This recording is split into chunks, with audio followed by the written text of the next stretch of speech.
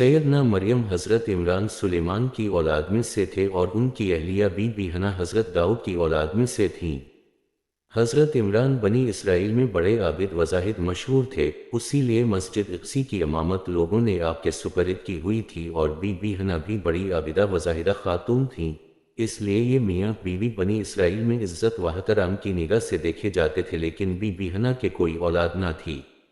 فطری تقاضے کی تحت انہیں اولاد کی خواہش بہت زیادہ تھی۔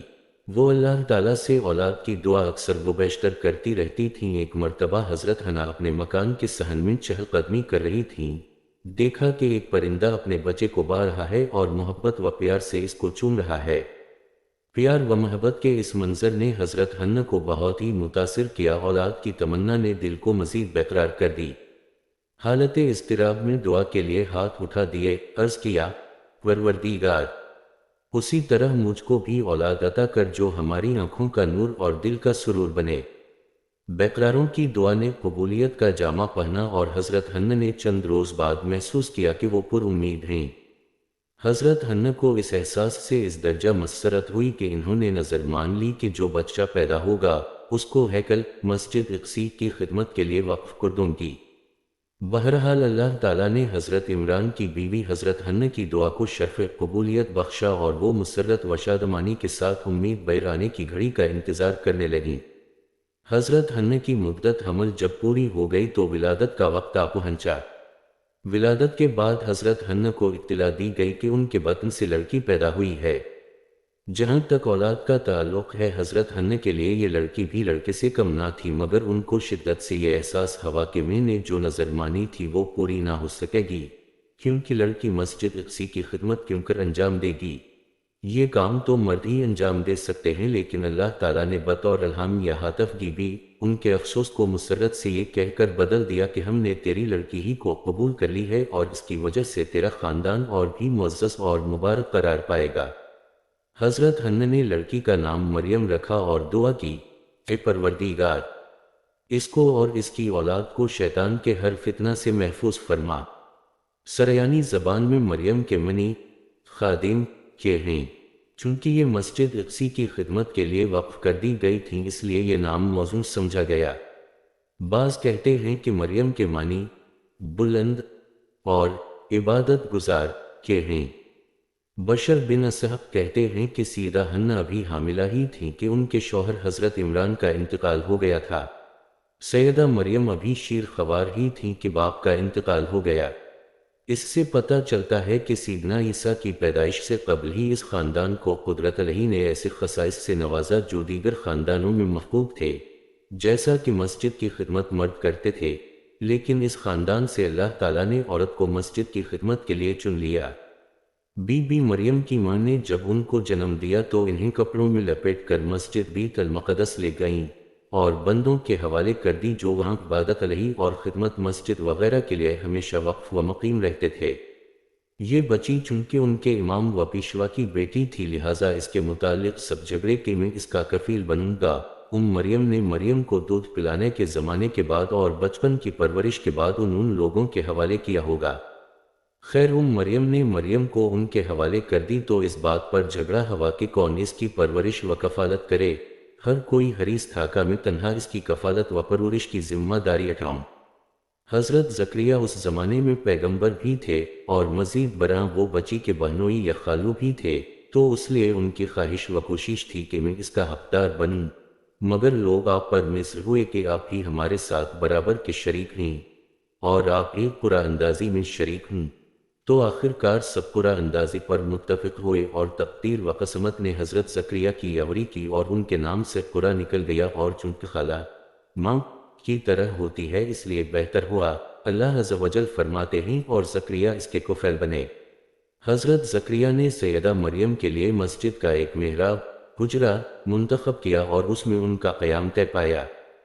گزشتہ زمانے میں گرجاؤں اور کلیساؤں میں عبادت گاہ کی عمارت سے متصل سطح زمین سے کچھ بلندی پر حجرے بنائے جاتے تھے، جن میں عبادت گاہ کے منتظمین خدام اور متکف حضرات رہا کرتے تھے۔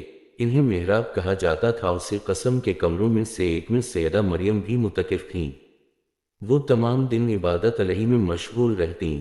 رات کو حضرت زکریا انہیں اپنے گھر لاتے اور وہ اپنی خالہ کے گھر رات بسر کرتیں۔ جب بھی سیدنا عسکری سیدہ مریم کے محراب میں داخل ہوتے تو ان کے پاس رزق پاتے تو پوچھتے، اے مریم، یہ کہاں سے آیا؟ تو وہ کہتیں، اللہ کی طرف سے ہے، بے شک اللہ جسے چاہے بغیر حساب کے رزق دیتا ہے۔ حضرت زکریا نے مسجد کی ایک اچھی جگہ ان کے لیے بنا دی تھی جس میں کوئی اور مریم کے سوا داخل نہ ہو سکتا تھا۔ آپ اس میں خدا کی عبادت میں مصروف رہتیں اور باقی جب مکان کی دیکھ بھال کی ضرورت پڑتی تو اس کو درست کرتیں۔ بقیہ اوقات عبادت الہی میں مشغول رہتیں، حتیٰ کہ لوگوں میں آپ کی کثرت عبادت مشہور ہو گئی اور آپ کے احوال اور عمدہ صفات و کرامتوں کا بھی لوگوں میں چرچا ہونے لگا۔ حضرت زکریا کے دل میں اپنی صلبی اولاد کی خواہش نے جنم لیا، اگرچہ آپ انتہائی بوڑھے اور ضعیف ہو چکے تھے۔ تو تب فرمان الہی ہے کہ زکریا نے کہا، اے پروردگار، مجھے بھی اپنی طرف سے پاکیزہ اولاد دے، بے شک آپ دعا قبول کرنے والے ہیں۔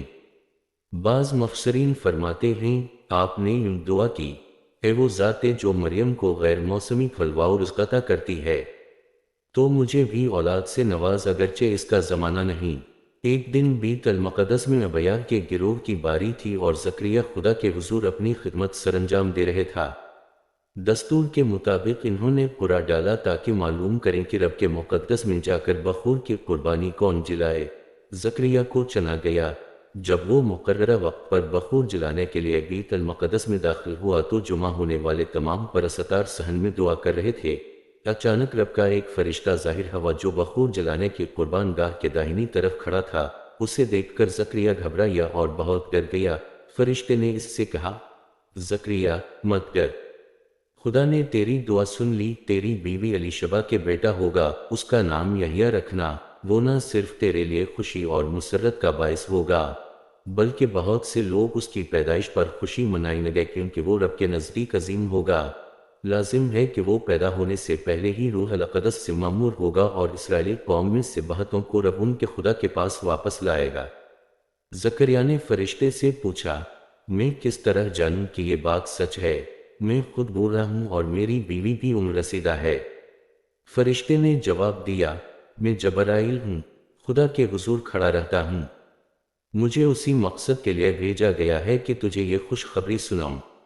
سیدنا مریم ایک ماہ سے امید سے تھی جب خدا نے جبرائیل فرشتے کو ایک کنواری کے پاس بھیجا جو ناصرت میں رہتی تھی۔ ناصرت گلیل کا ایک شہر ہے اور کنواری کا ناگنہ مریم تھا۔ اس کی منگنی ایک مرد کے ساتھ ہو چکی تھی جو داؤد بادشاہ کی نسل سے تھا اور جس کا ناگنہ یوسف تھا۔ فرشتے نے اس کے پاس آ کر کہا، اے خاتون جس پر رب کا خاص فضل ہوا، سلام، رب تیرے ساتھ ہے۔ مریم یہ سن کر گھبرا گئی اور سوچا، یہ کس طرح کا سلام ہے؟ لیکن فرشتے نے اپنی بات جاری رکھی اور کہا، اے مریم مت ڈر، کیونکہ تجھ پر خدا کا فضل ہوا ہے، تو امید سے ہو کر ایک بیٹے کو جنم دی گی، تجھے اس کا نام عیسیٰ، نجات دینے والا، رکھنا ہے۔ مریم نے فرشتے سے کہا، یہ کیوں کر ہو سکتا ہے؟ ابھی تو میں کنواری ہوں۔ فرشتے نے جواب دیا، روح القدس تجھ پر نازل ہوگا، اللہ تعالیٰ کی قدرت کا سایہ تجھ پر چھا جائے گا، اس لیے یہ بچہ قدوس ہوگا، اور دیکھ تیری رشتہ دار الیشبا کے بھی بیٹا ہوگا، حالانکہ وہ عمر رسیدہ ہے۔ گو اسے بانجھا قرار دیا گیا تھا، لیکن وہ 6 ماہ سے امید سے ہے، کیونکہ اللہ کے نزدیک کوئی کام ناممکن نہیں۔ مریم نے جواب دیا، میں رب کی خدمت کے لیے حاضر ہوں، میرے ساتھ ویسا ہی ہو جیسا آپ نے کہا۔ اس پر فرشتہ چلا گئی۔ آپ یہ جان چکے ہوں گے کہ دین اسلام میں سیدہ مریم کو بلند مرتبت خاتون صرف سمجھا ہی نہیں جاتا بلکہ یہ بات اسلامی عقائد میں شامل ہے۔ درج بالا سارے واقعات غیر معمولی اہمیت کے حامل ہیں، جن سے معلوم ہوتا ہے کہ سیدہ مریم کی برگزیدہ خاتون تھیں اور پاکدامن تھیں۔ ان کو خدا وند قدوس نے اپنے رسول سیدنا عیسیٰ کی والدہ بنانے کے لیے چن لیا تھا۔ مریم پر اضطرابی کیفیت طاری ہو گئی۔ اس کیفیت نے اس وقت شدت اختیار کر لی جب ولادت کا وقت قریب آ گیا۔ انہوں نے سوچا کہ لوگوں کو حقیقت حال کا علم نہیں ہے، ولادت کا مرحلہ یہاں پیش آیا تو بہت بدنامی ہوگی، اس لیے مناسب یہ ہے کہ کہیں دور چلی جاؤں۔ یہ سوچ کر وہ یروشلم سے تقریباً 9 میل دور کو سرا سائر کے ایک ٹیلے پر چلی گئیں، جو اب بیت لحم کے نام سے مشہور ہے۔ یہاں پہنچ کر چند روز بعد درد زیادہ شروع ہوا تو تکلیف اور اضطراب کی حالت میں کھجور کے ایک درخت کے تنے کے سہارے بیٹھ گئیں اور بعد میں پیش آنے والے حالات کا اندازہ کر کے انتہائی دکھ سے کہنے لگیں، کاش کہ میں اس سے پہلے مر چکی ہوتی اور لوگ میری ہستی فراموش کر چکے ہوتے۔ مریم، غمگین نہ ہو، تیرے پروردگار نے تیرے نیچے ایک چشمہ جاری کر دی ہے اور تو اس درخت کے تنے کو ہلا، تیرے اوپر تازہ کھجوریں گریں کی، پس تو کھا اور پی اور اپنی آنکھیں بچے کے نظارے سے ٹھنڈی کر، پھر اگر آدمی نظر آئے تو اس سے کہہ دے کہ میں نے رحمان کے لیے روزہ کی نظر مانی ہے، اس لیے آج میں کسی سے بات نہیں کروں گی۔ تنہائی اور تکلیف میں پیش آنے والے حالات سے حضرت مریم پر جو خوف طاری ہو گیا تھا، فرشتے کی تسلی آمیز باتوں سے راحت میں بدل گیا۔ تاہم یہ خیال بے چین کیے ہوئے تھا کہ اگرچہ خاندان والے اور قوم میری عصمت و پاکدامنی پر یقین رکھتے ہیں، پھر بھی اس حیرت کو کس طرح مٹایا جا سکے گا کہ باپ کے بغیر بچہ پیدا ہو سکتا ہے۔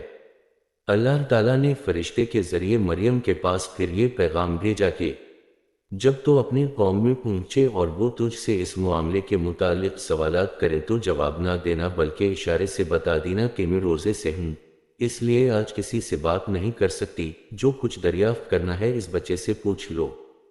تیرا پروردگار قدرت کاملہ کا نشان ظاہر کر کے ان کی حیرت کو دور کر دے گا۔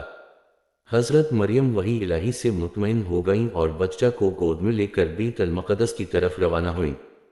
جب شہر پہنچیں تو لوگوں نے انہیں چاروں طرف سے گھیر لیا اور کہا، اے ہارون کی بہن، یہ کیا تو نے بھاری تہمت کا کام کر لی، نہ تو تیرا باپ برا آدمی تھا اور نہ تیری ماں بدچلن تھی، پھر تو یہ کیا کر بیٹھی؟ مریم نے اللہ کے حکم کی تعمیل کرتے ہوئے لڑکے کی طرف اشارہ کیا، جو کچھ پوچھنا ہے اس سے معلوم کرو، میں آج روزہ سے ہوں۔ لوگوں نے نہایت تعجب کے ساتھ کہا، ہم کس طرح اس شیر خوار بچے سے پوچھ سکتے ہیں جو ابھی ماں کی گود میں ہے؟ مگر بچہ فوراً بول اٹھا، میں اللہ کا بندہ ہوں، اللہ نے مجھے کتاب دی ہے اور نبی بنایا ہے، اور اس نے مجھے مبارک بنایا ہے، خواہ میں کسی حال میں ہوں یا کسی جگہ پر ہوں، اور اس نے مجھے نماز اور زکوٰۃ کا حکم دیا ہے جب تک زندہ ہوں، میرا یہی شعار ہوگا، اور میرے پروردگار نے مجھ کو میری ماں کا خدمت گزار بنایا ہے، خود سر اور نافرمان نہیں بنایا، اور پھر اس کی جانب سے مجھ کو سلامتی کا پیغام ہے، جس دن کہ میں پیدا ہوا اور جس دن میں مروں گا اور جس دن پھر زندہ اٹھایا جاؤں گا۔